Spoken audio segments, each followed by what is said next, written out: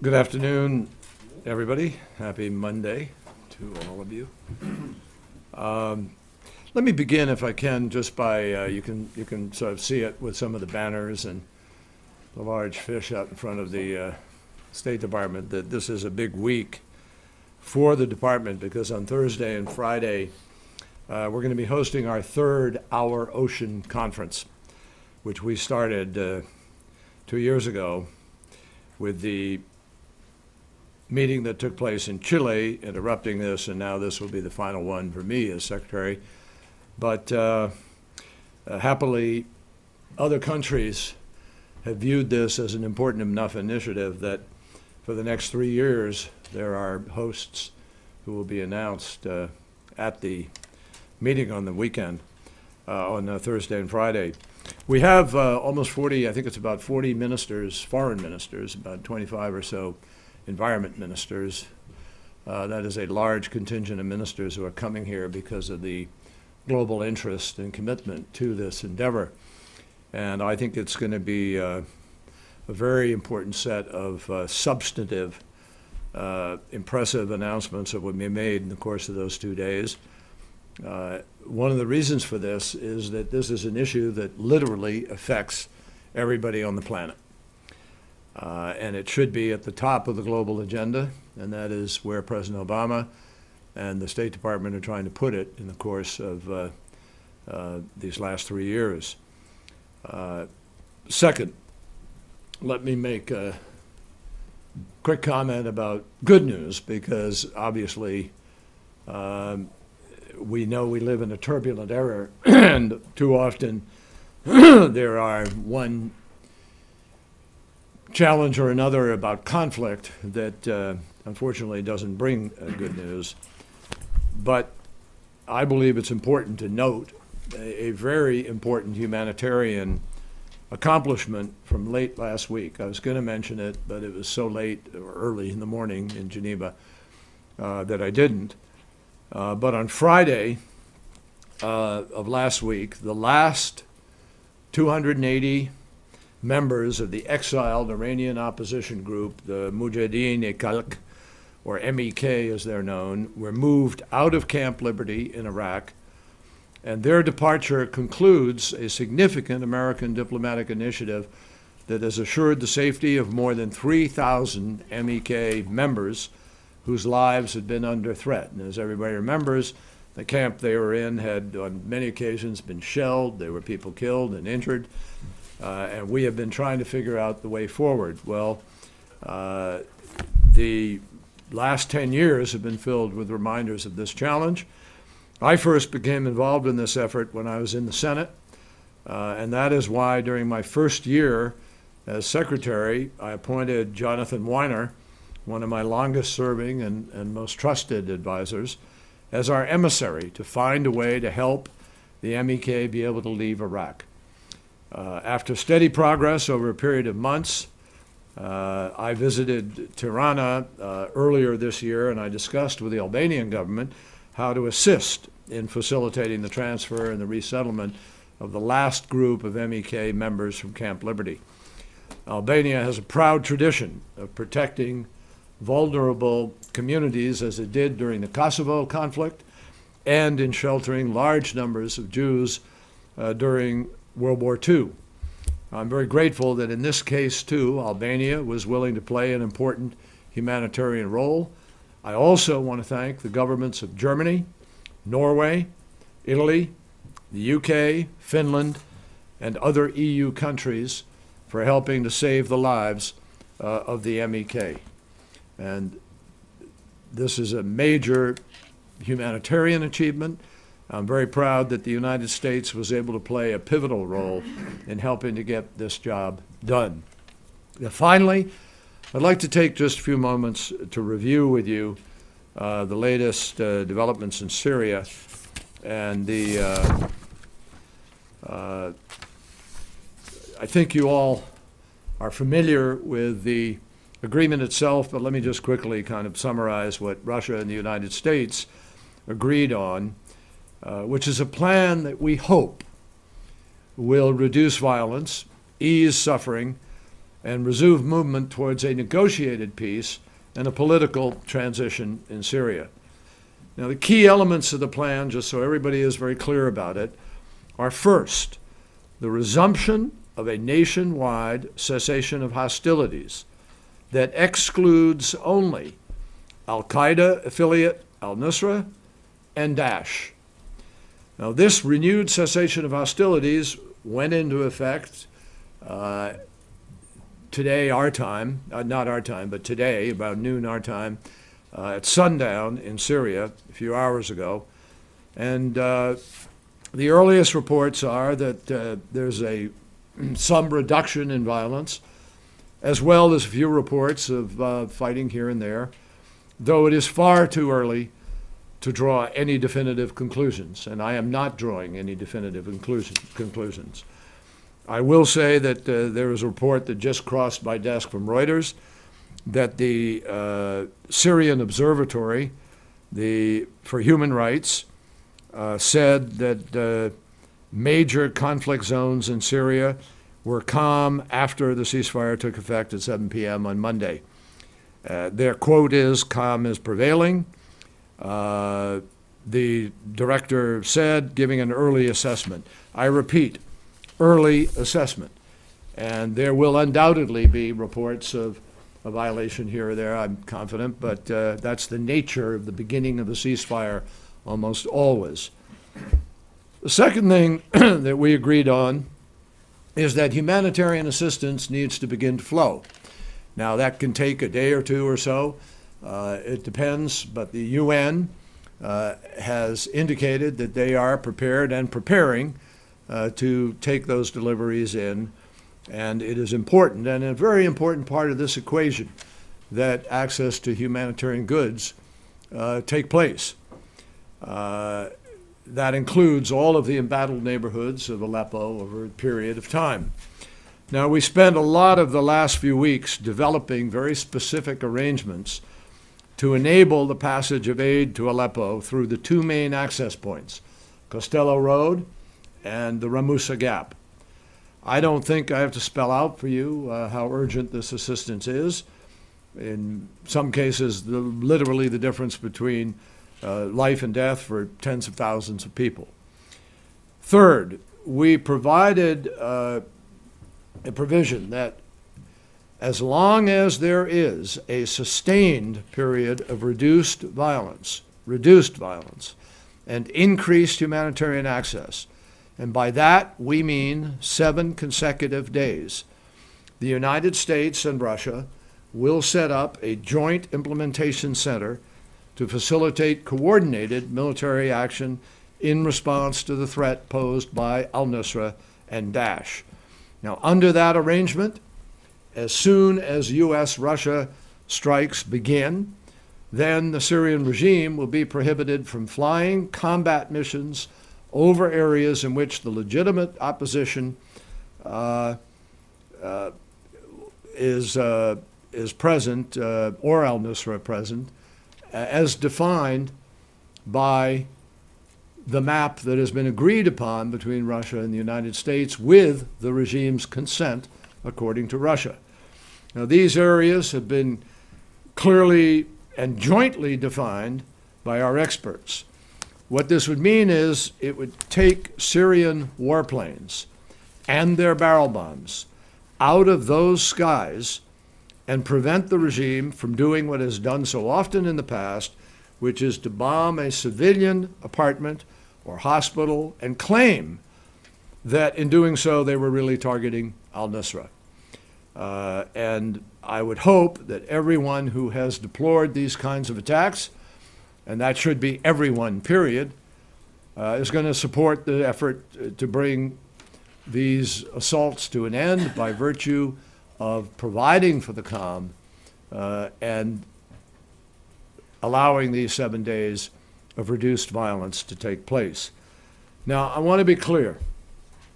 As important as each of these measures is in their own right, they are designed not for the purpose of having a ceasefire for the purpose of having a ceasefire.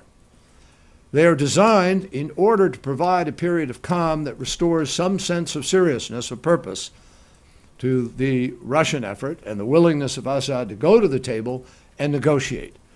This is designed to bring people to the table in Geneva in order to get under the auspices of the UN and begin to negotiate a political transition and the restoration of a peaceful and united Syria. Now, this afternoon, I reiterate my call to all parties to observe the cessation of hostilities.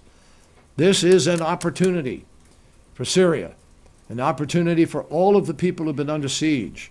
And it's an opportunity for a political, diplomatic process under the auspices of the United Nations to take the plan that Staffan de Mistura has developed and begin to work and see if it is possible, to have a diplomatic and political solution.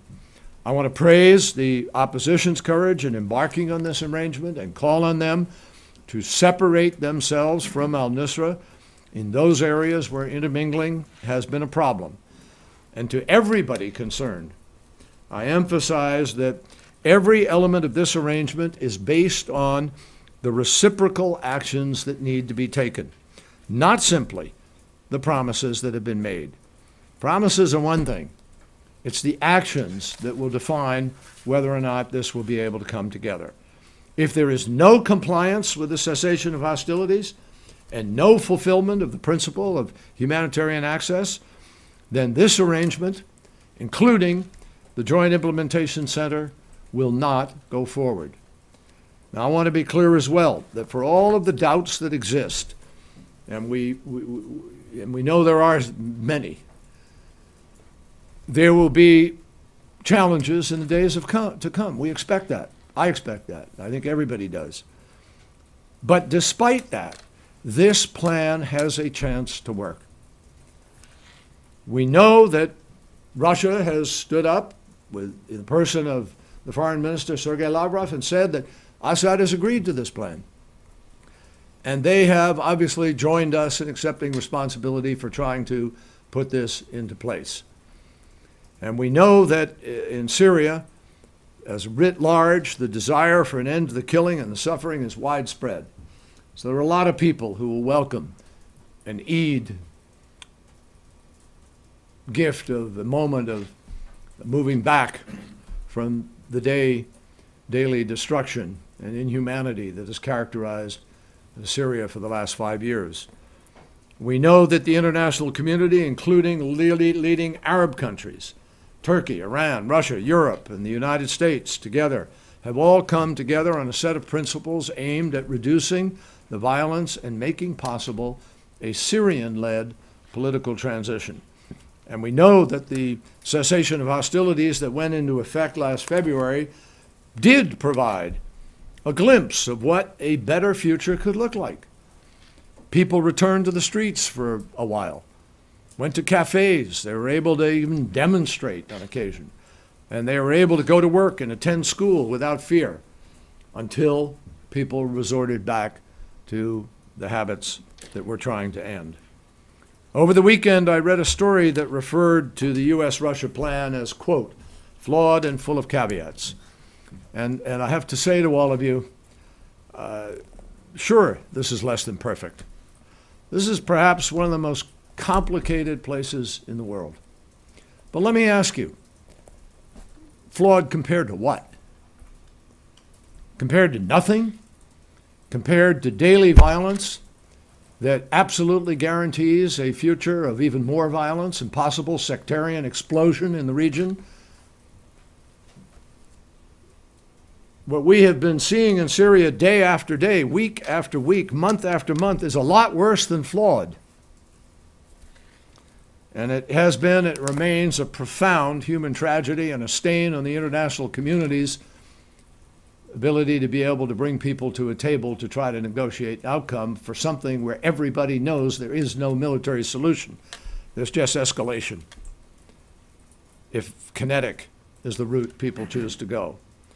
Now, I've been in public life for more than 4 decades now, and I have never seen a more complicated or entangled political and military, sectarian, somewhat religiously overtoned issue than what exists in Syria today. There are a bunch of wars going on, a bunch of different tensions between people. And you can cite them, whether it's Kurd and Turkey, or Kurd and Kurd, or Sunni Shia, or Assad versus, or others versus Assad, or countries that don't get along with each other in the region. This is a very toxic mix of interests and of agenda. So this catastrophe developed step by step, folks, and it can only be reversed on a step-by-step basis. The U.S.-Russia plan is designed to advance the process of trying to reduce the violence so that we can get people to a table where they don't just point to the bombs that are dropping on them, which prevent them from negotiating, or the food that is being prevented and medicine from being delivered, which prevents them from negotiating. This is the best thing we could think of, and President Obama has gone the extra mile here to try to find a way to see if we can bring people to the table and end the violence while they go to the table to try to settle this. We believe that this is the only realistic and possible solution to this conflict, is ultimately a political outcome. I urge all the parties to support it, because it may be the last chance that one has to save a united Syria. So I thank you, and I'd be pleased to respond to a couple questions. We'll start with Matt. We got time for two, folks. Matt, go ahead. Thank you, Mr. Secretary. You probably saw or heard President Assad's comments this morning, or at least from earlier today, in which he said that he was going to continue to strike at terrorists wherever they were and drive them out of the country. Given that, and the fact that from what you just said, it appears that his air forces are not grounded for the next 7 days, that they will be able to continue operations. How exactly are you going to gauge this reduction in violence that you're trying to achieve when they, and I think it's a when rather than an if, when they continue attacks on Nusra that they say are on al-Nusra, but which you have said in the past are really against the opposition? How do you gauge that reduction in violence?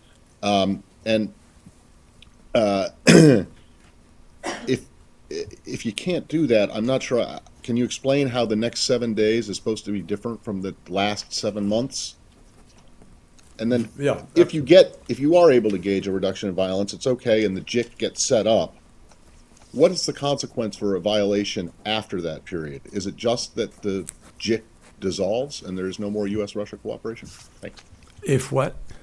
If there is supposing you get the 7 days of reduced violence, and the JIC gets set up, and then there is violation after that from the government or government side, is the only consequence that the JIC gets dissolved?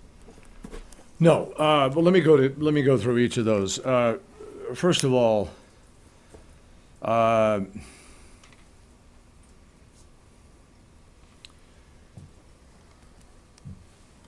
it is a fact that under this agreement, except in the area that we have agreed on with the map, which is where the opposition is, and if Nusra happens to be there, then Nusra is included, that Assad is not supposed to be bombing the opposition because there is a ceasefire.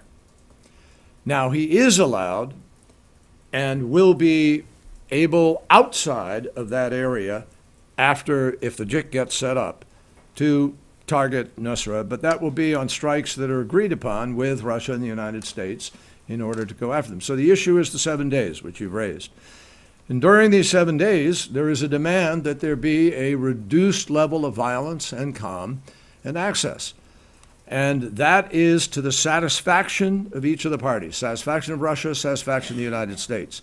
So yes, there's some discretion in that.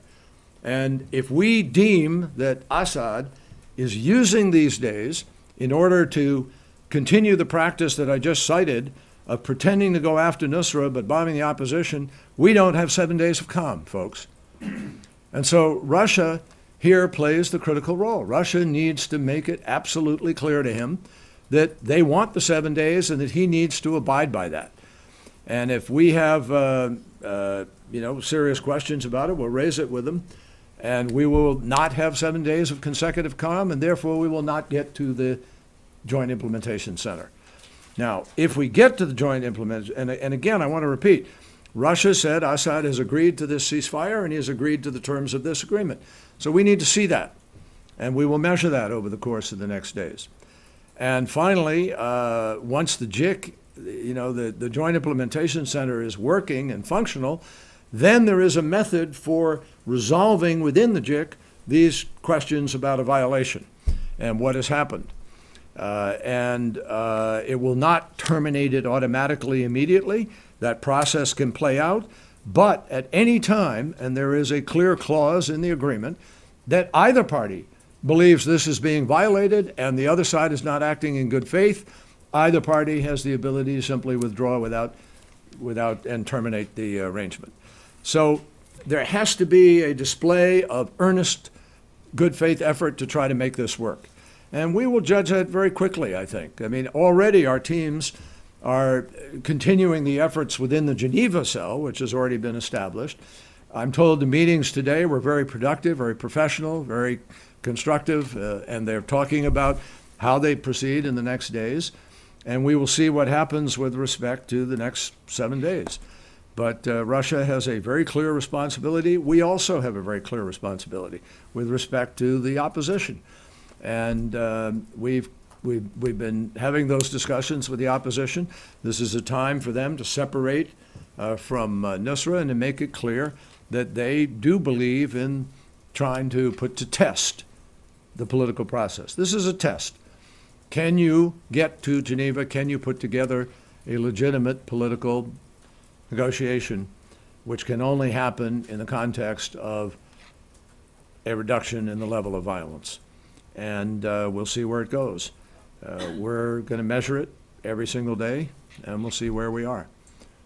It's certainly too early to make that measurement today. It's only a matter of a few hours. Last question for the Secretary goes to Barbara.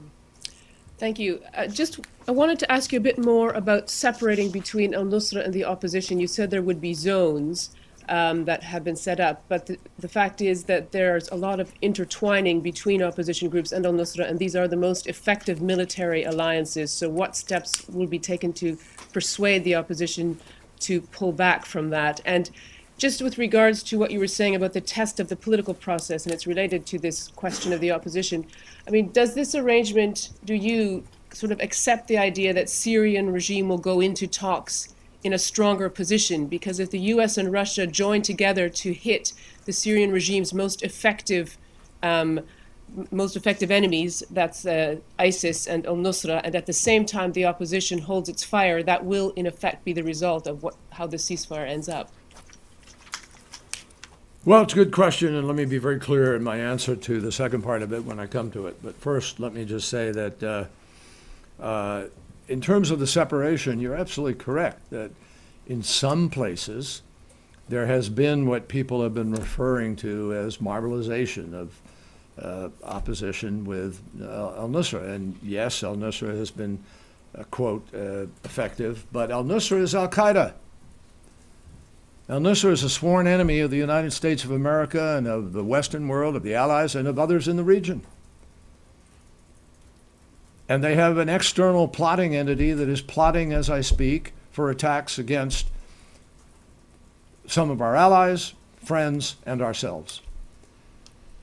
So we cannot abide by, and President Obama has made it very clear, we can't somehow adopt the moral hazard of just because they fight fiercely saying, oh, we're going to have somehow allow al-Qaeda to be the tip of our spear with respect to Assad. That would be crazy and ultimately self-destructive, because you're going to have to turn around and deal with it. And it might even get out of control and produce something where you have a level of extremism and a level of terror and of the attraction of terrorists that you actually make matters worse in Europe, in the region, and elsewhere. So we're not going there. That is exactly why the president thought it was worthwhile making it clear to Nusra, Jabhat al-Nusra, and making it clear to Daesh they're outside of this, and they are outside of this cessation. Now, it is not advisable for the opposition who have their support from some of the countries that are threatened by Nusra, to be playing with Nusra on an ongoing basis, that is a losing proposition. Because if we get the process moving forward adequately, it is clear that Russia and the United States are determined to take on terrorists, because we have a mutual interest in doing that and in terminating ISIL, Daesh as fast as possible. So I believe that the opposition understands this, and I don't believe that Assad is sort of advantaged from that position. Why do I not believe that? Because if the talks fail, then it is going to go back to an increased effort against Assad, an increased amount of weapons, an increased amount of fighting, and Syria goes to an even darker place. And we can't stop that.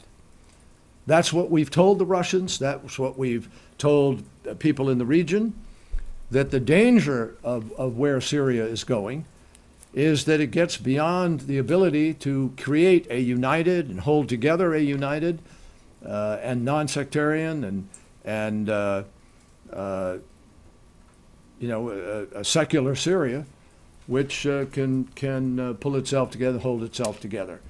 And so Russia actually has an interest in not seeing this go there. And Assad has an interest in not seeing this go there.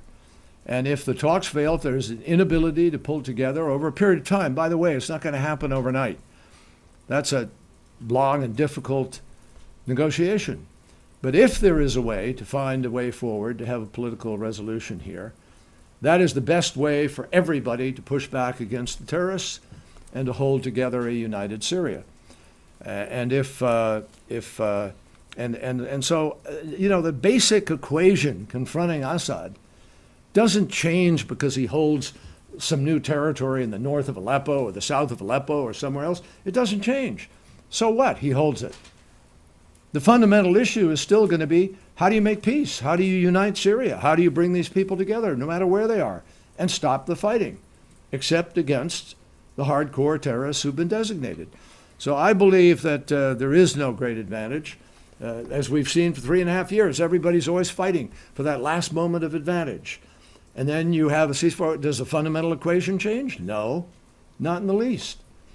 And I don't believe it will now. So I don't believe that they go in. The same fundamental challenge politically exists, no matter where Assad is at this point.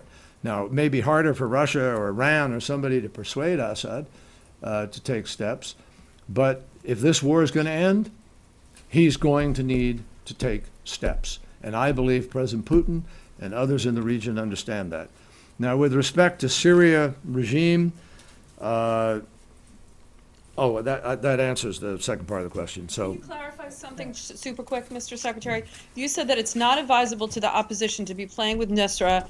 It's a losing proposition because of their allies that are supporting them, but also because they know that you're looking to take, the opposition understands that you're looking to take on terror groups. Are you suggesting that if these mobilization if they don't separate themselves, that they could get caught on the crossfire? we've made it very, very clear. No, we're going to be very careful and deal with Nusra in ways that the Joint Implementation Group will allow us to do. But if they join with Nusra in offensive action and attacks, then they've made a choice to be with Nusra, and then they clearly run the risk. Thanks, everybody. Thank you. Appreciate it. Thank you.